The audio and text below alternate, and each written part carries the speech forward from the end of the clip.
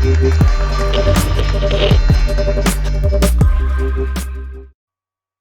morning, Astro FX here with your morning call.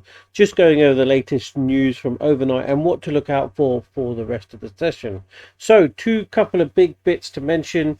First of all, Joe Biden still hasn't been confirmed as the president of the United States, but he does only need one more state to get through to win it. So we're looking out for Nevada, Arizona. They're the main ones really, because I think they're the ones that Biden has a slight lead on. But to be honest, it could be any one of the four that we're waiting for.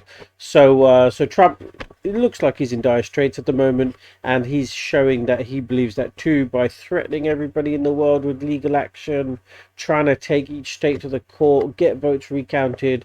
Looks like it's going to be a futile attempt anyway. So let's see what happens with that, and that's the main thing we're looking out for today. The other thing, obviously, yesterday we had the FOMC announcement, the FOMC rate decision. As expected, they left rates unchanged, so nothing was ever going to happen there. But they did give us a few clues to what's going to go on towards next month. So they have a new way of calculating their GDP and inflation projections. So we look forward to hearing about that. Also, they said that they're going to keep monetary policy accommodative and keep their bond buying purchases, etc., etc. Now, we're due to get a little bit more information on that in December as well. So we need to keep an eye on that for next month. At the moment, nothing's going to happen. Renewed calls for fiscal support, but obviously that's not going to happen, is it now, for a little while, because Trump hasn't won the election. Joe Biden is going to need to put together a stimulus proposal, but he's got to settle into the White House, buy a couple of bits of new furniture. I don't see that happening in the coming weeks.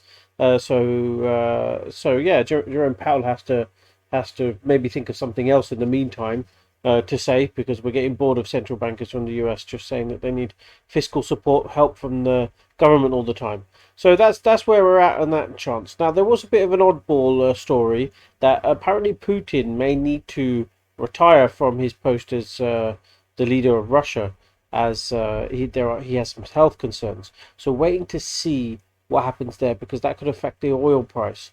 And we'll check out the oil chart in a minute anyway to see what happens there. Today, obviously, we get the latest non-farm payrolls data.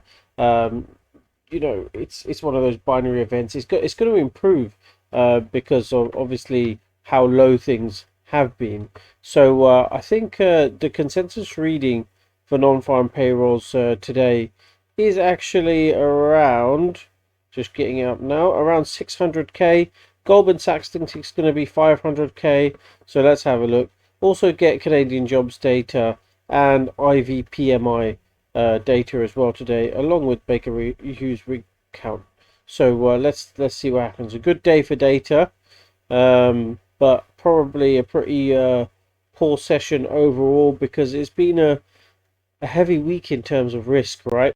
So we're going to see a bit more positioning involved in today's session. So let's go and have a look at some of the charts and see what's going on. And just before that, obviously I know some of you guys like the crypto markets. Bitcoin absolutely exploded, didn't it, yesterday? So keep an eye on any moves to the upside there. A lot of people projecting that we're going to hit the 20k mark within the next week period, so keep an eye on that. Obviously we've got news coming down on the news section all the time. So we've seen some house price data from the UK, nothing that's going to move the markets, to be honest. Here we go, is the latest from the FT on the vote split. So Joe Biden at 264, Donald Trump at 214, very, very closely contested, we must remember, and just some other random bits and pieces here and there. So just keep an eye on that news feed. Let's have a look at some charts. So here we go, GBP USD, that did have a really positive move. Need to break out of this wave high, really. It's not done that yet, so that's going to be the clue that the uptrend is back on. Dollar CAD, this is the one that's a bit topsy-turvy at the moment. So yes, we do have some CAD strength, a bit of movement to the downside, but obviously oil is the one that we need to watch out for to see confirmation there too.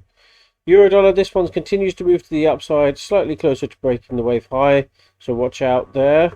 Gold is the king. This one absolutely pushed high yesterday, broke out of the previous wave high, broke out of this consolidation period, and now it looks like we are back in the uptrend. So a good move above $2,000 per ounce would really confirm that. This chart, if I'm honest with you, is missing a little bit of data. So be very careful here. There is a high above $2,000 per ounce that this chart is not showing. Okay, so we're not done once we get there. Dollar yen, that's seen a heavy move to the downside, so that's pretty decent. Decent back in its downward trend. Aussie dollar again moved to the upside. Kiwi was the biggest mover overnight, rising 0.44%, taking out the previous wave high. Now that's backing in an uptrend. So let's go and check out oil. I'm going to put this one on a 4-hour chart because it makes more sense. Here we go. And you can see just some of those unconfirmed reports have sent oil trading slightly lower. We need to wait and see the state of Putin's health. But obviously news out of Russia doesn't come out very easily. So we might have to be a bit patient to see there. But that means we could see a price drop. Got to wait and see. And also we need to hear from their energy president, Novak, there. So he's the minister for energy, so that will be very interesting to hear as well. But that's pretty much it for me. Keep an eye on non-farm payrolls, wait for the Joe Biden confirmation, and have a good weekend.